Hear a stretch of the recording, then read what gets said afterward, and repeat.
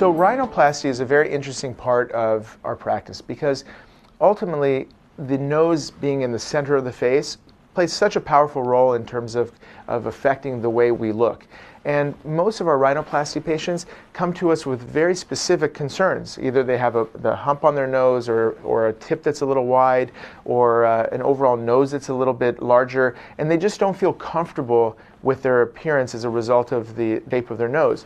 My approach with rhinoplasty basically comes down to hearing out what the patient is describing, because this is not a procedure that is a blank canvas. We don't want to just create what would be idealized as a perfect looking nose and put that on every single patient, because that might not be appropriate for a specific look based on the way the rest of the face looks. I talk about that as a nasofacial harmony, a balance between everything. Ultimately, hearing what the specific concerns are for the patient, really understanding that, and then executing is a big part of our success in our rhinoplasty outcomes.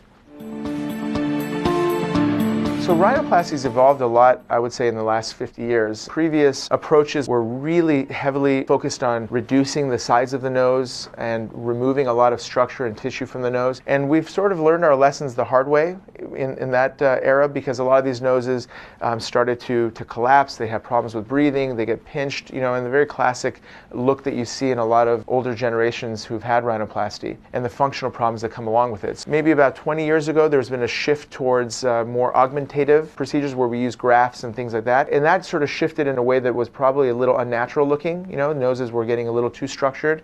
And I would say now the pendulum is swinging to a perspective where we create noses that are very much a part of the face, that look like the nose that the person was born to have, that looks like it blends in with everything else, and is also built to last. There's enough structure and support to where it will withstand the changes that occur with healing over time. So I think we're at a really, really exciting period with rhinoplasty, both in terms of primary rhinoplasty and the techniques used to reconstruct noses. My background in otolaryngology, or ENT, followed by fellowship in cosmetic and facial plastic surgery, is really the perfect blend for a procedure like rhinoplasty, because the nose, at the end of the day, is a functional organ. I mean, it's meant to take air in through. It cannot be viewed as just some type of decorative ornament on the face.